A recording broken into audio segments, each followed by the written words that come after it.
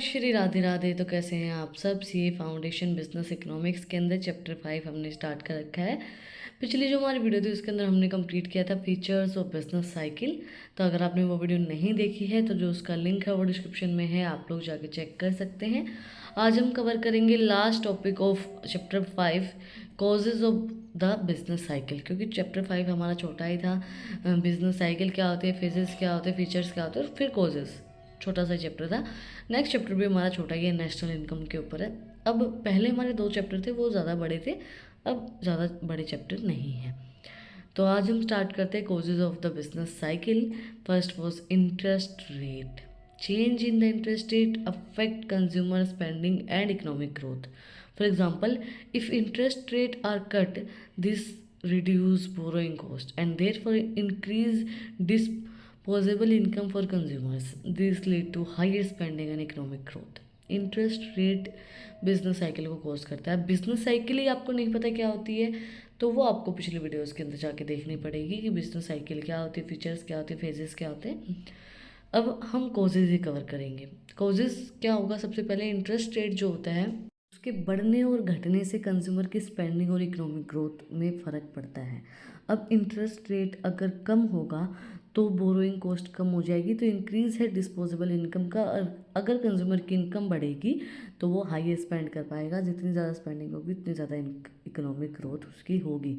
ऐसे ही vice versa अगर हम करें, however if the central bank increase interest rates to reduce inflation, this will tend to reduce consumer spending and investment, leading to an economic downturn and recession से interest rate cycle. देखो simple सी बात है, अगर central bank ने inflation को कम करने के लिए इंटरेस्ट रेट को बढ़ा दिया है तो कंज्यूमर की स्पेंडिंग ऑटोमेटिकली कम हो जाएंगी, इन्वेस्टमेंट कम करेगा, तो जो इकोनॉमी है वो डाउन टर्न चली जाएगी, रिसेशन स्टार्ट हो जाएगा। जैसे हमने अपने फेजेस जो साइकिल पढ़ी है बिजनेस साइकिल उसके अंदर हमने समझी थी वो चीज़ें, वो हमने पहले वीडियो में समझी थी, पिछली से पिछले वीडियो में, तो आप लोग देख लेना अगर नहीं देखी है तो। High interest rates in 1991 to 1992 were a major factor in the recession of that year. The cut in interest rate post 1992 helped the economic to recovery. Interest rate जो है बहुत ज़्यादा हाई हो गया था तो फिर रिसेशन आ गया था। रिसेशन आने से फिर कट किया गया इंटरेस्ट रेट को 1992 के अंदर और रिकवरी स्टार्ट की गई। तो जैसा कि इस ग्राफ के अंदर शो किया गया है, ये चेंज इन हाउस प्राइजेस है। यूके हाउस प्राइस इन्फ्लेशन का ग्राफ है 1980 से लेकर 2013 तक, 2013 तक। देखो सबसे पहले ऊपर जा रही इकोनॉमी, देन ये जो पॉइंट हमें दिखाया गया है ये पीक पे आ गया। पीक से जब रिसेशन स्टार्ट होता है, नीचे आनी स्टार्ट होती है, तब जो प्रोड्यूसर होते हैं उनको पता नहीं होता कि अब डिमांड कम होनी स्टार्ट हो जाएगी। डिमांड कम होगी तो सप्लाई उतनी आप नहीं रख सकते, और प्रोड्यूसर क्या करता है उतनी सप्लाई रखता है, उतनी सप्लाई रखता है तो फिर रिसेशन आता है, फिर नीचे जाती हैं चीज़ें और रिसेशन में चीज़ें नेगेटिव चली जाती हैं। जैसे कि हमने यहाँ पे देखा गाँव के अंदर जो चीज़ें नेगेटिव गई हैं 1991 1992 के अंदर, ये रिसेशन का पॉइंट है। उसके बाद 1992 के अंदर रिकवरी स्टार्ट की गई है और ऊपर दोबारा से चला गया है। Please in house price create a positive wealth effect and lead to higher consumer spending. जैसे मैंने आपको बताया, जो बढ़ रहा है वो पॉजिटिव हेल्थ दिखा रहा है कि कंज्यूमर ज़्यादा स्पेंड कर सकता है। Fall in house price cause lower consumer spending and bank losses. अगर वो कम हो रहा है, नीचे की तरफ जा रहा है, तो वो फिर लॉसेज दिखा रहा है, कम कंज्यूमर के स्पेंडिंग्स को शो कर रहा है। In the late 1980s the boom in the house price caused in economic boom. 1980 के अंदर बूम आया था, मतलब ऊपर गई थी। Then the drop in house price in earlier 90s, फिर ड्रॉप हो गया प्राइस अर्लियर 90s के अंदर, which significant factor in causing the recession. उसके बाद फिर रिसेशन क्रिएट हुआ 1991 से 1992 के अंदर। People are easily influenced by the external events. If there is an sessions of bad economic news, these tend to and discourage people from spending and investment, making a small downward into a bigger recession. But when the economic recovery, this can cause a positive and bank-on affect economic growth, encourage consumer to borrow and bank to lend. देखो simple सी चीज़ है, अब recession आ गया, नीचे मंदी जा रही है, तो फिर कंज्यूमर्स वैसे परचेज नहीं करेंगे। उनको पता है कि भाई हम अपनी स्पेंडिंग क्यों करें, क्यों इन्वेस्टमेंट करें जब इकोनॉमिक कंडीशन ही नीचे जाती जा रही है। तो ऐसा 1992 1991 एंड 1992 तक हुआ था। 1992 में रिकवरी होनी स्टार्ट हो गई थी। तो जब इकोनॉमिक रिकवरी हुई, पॉजिटिव चीज़ें आई तो फिर उसके बाद इन्वेस्टमेंट करने भी स्टार्ट की गई, इकोनॉमिक ग्रोथ हुई, this cause higher economic growth.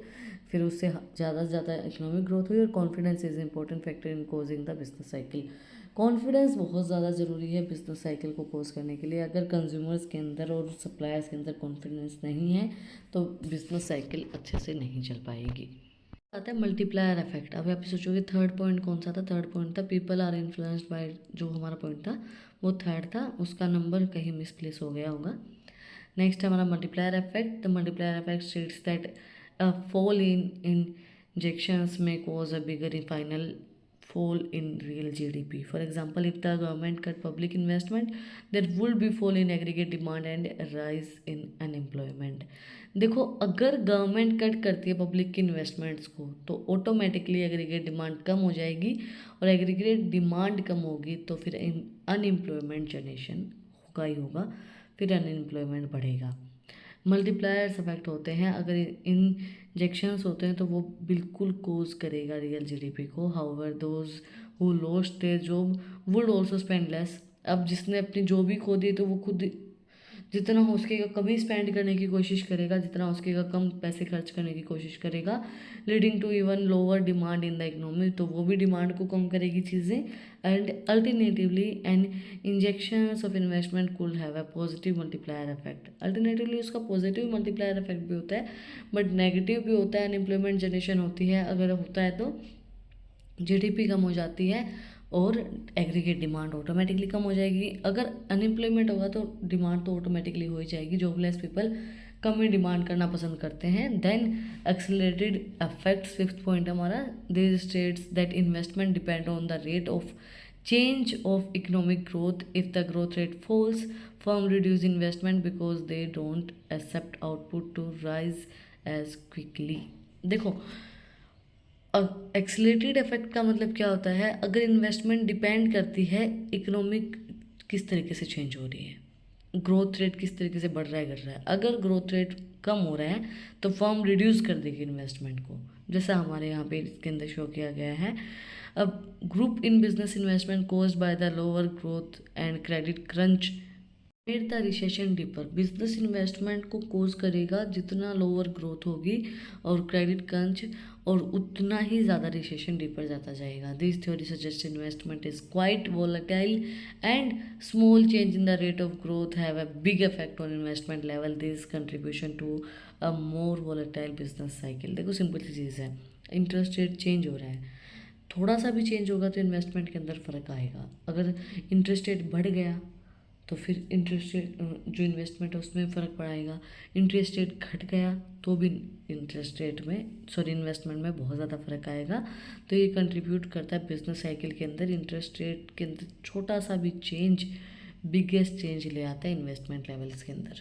Point है lending finance cycle. Up until the 2008 recession less emphasis had been placed on the state of financial system. However, the credit crunch of 2008 was the primary cause of 2008 and 9 recession. A boom in credit and lending was effective in promoting economic growth 2000। देखो 2008 के अंदर जो recession आया था वो ज़्यादा emphasis नहीं किया गया फाइनेंशियल सिस्टम के ऊपर, क्योंकि जो क्रेडिट क्रंच है 2008 का वो प्राइमरी कोज था रिसेशन आने का। तो जब बूम आया क्रेडिट और लेंडिंग के अंदर तो फिर फैक्टर्स जो होते हैं हमारे इकोनॉमिक ग्रोथ के वो 2000 से बढ़ने स्टार्ट हो गए थे। 2000 मतलब 2000 से बढ़ने स्टार्ट हो गए थे। और अब उसके ऊपर फाइनेंशियल सिस्टम के ऊपर ज़्यादा फर्क नहीं पड़ा, क्रंच के ऊपर ज़्यादा फर्क पड़ा, मतलब सॉरी इन्वेस्टमेंट जो क्रेडिट फैसिलिटी उसके ऊपर ज़्यादा फर्क पड़ा था। Because when bank become overstretched and needed to call in loan, the financial system was short of liquidity. After the credit crunch, more attention has been given to the theory of financial inseparability. For example, H. Minkey's financial inseparability hypothesis as a cause of business cycle.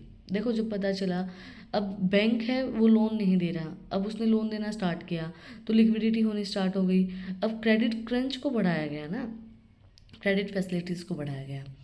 Then inventory cycle. Some argue that there is a natural inventory cycle. For example, there are some luxury goods we have every 5 years. So over so when the economy is done well and people buy these luxury items causing faster economic growth, but in the downturn people delay buying luxury goods and so we get a bigger economic downturn. देखो inventory cycle भी एक तरीके से होती है। अब इन्होंने बोला फॉर एग्जांपल लग्जरी गुड्स हैं, लग्जरी गुड्स बाय करें हर 5 साल में, तो economic growth, luxury goods economic growth करते हैं, जितना लग्जरी गुड्स परचेज की जाएंगे उतनी ज़्यादा इकोनॉमिक ग्रोथ होगी। बट हम लग्जरी गुड्स कब खरीदते हैं? एक टाइम पे, मतलब 4 साल में 5 साल में पैसा जोड़ के जब हम लग्जरी गुड्स को परचेज़ करते हैं, तो हर साल तो नहीं करते हैं। तो जब एक टाइम पीरियड के बाद लग्जरी गुड्स को परचेज़ किया जाता है तो वो इकोनॉमिक ग्रोथ को कम करता है।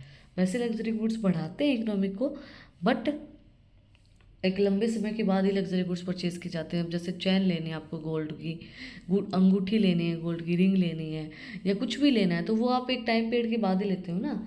और वो भी जैसे कार लेनी है तो लग्जरी गुड्स है, वो आप हर साल तो नहीं लोगे, 10 साल में लोगे, 5 साल में, तो वो चीज़ें फिर कम करती हैं इकोनॉमिक ग्रोथ को।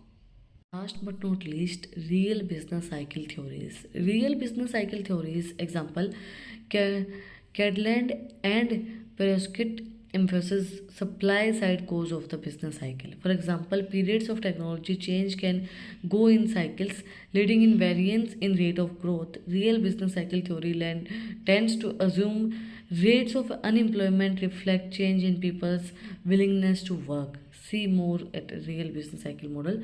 देखो सिंपल सी बात है, जो रियल बिजनेस साइकिल होती है थ्योरी, वो इम्फेसिस करती है सप्लाई साइड के ऊपर, बिजनेस की जो सप्लाई साइड होती है। जैसे कि एक पीरियड ऑफ टेक्नोलॉजी है, वो चेंज हो रही है, साइकिल्स वेरिएंस आ रहे हैं, तो रेट ऑफ ग्रोथ भी वेरिएंस आएगा। तो बिजनेस साइकिल थ्योरी हमें बताती है कि हम अज्यूम करें कि अगर अनएम्प्लॉयमेंट है तो अनएम्प्लॉयमेंट क्या रिफ्लेक्ट करेगा कि भाई चेंज आएगा पीपल की विलिंग टू वर्क के अंदर। अनएम्प्लॉयमेंट है, अगर आप 1 महीना फ्री बैठ जाओ तो आपका काम करने का मन कम करेगा। अगर हमें देखो जैसे संडे सैटरडे हमारी अगर छुट्टी होती है तो फिर हमारे होता है यार, जैसे फिर हमारा क्या है कि 3rd डे हमारा जाने का मन नहीं करता था कि 2 दिन की अब लगातार छुट्टियाँ हो गई हैं तो 3rd डे हमें नहीं जाना। तो इसी तरीके से इसके अंदर होता है कि अगर एक बार आप अनएम्प्लॉयमेंट हो गया तो फिर पीपल की काम करने का मन भी नहीं करता है कि भाई अब उसको आदत हो जाती है फ्री रहने की, खाली रहने की।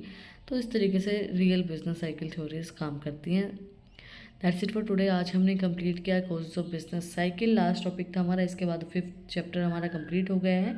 अगर आपको कुछ भी डाउट है, कुछ भी पूछना है तो कमेंट में मुझसे पूछ सकते हैं। और अगर आपको इन टॉपिक्स की PDF चाहिए तो टेलीग्राम चैनल का लिंक भी डिस्क्रिप्शन में है, वहाँ पर जाके आप मुझे फॉलो कर सकते हैं। और भी अच्छी इंटरेस्टिंग रील्स को देखने के लिए इंस्टाग्राम चैनल का लिंक भी डिस्क्रिप्शन में है, वहाँ पे भी जाके आप मुझे फॉलो कर सकते हैं। और अगर यहाँ तक वीडियो को देखा है तो सब्सक्राइब को बटन पे भी मुक्का मार दो और बेल आइकन प्रेस करो ताकि जो सबसे पहले अपडेट है वो आप लोग के पास आए। फिर मिलते हैं एक नई वीडियो के साथ, एक नए टॉपिक के साथ। Like share and subscribe. Thank you for watching my video and enjoy your life.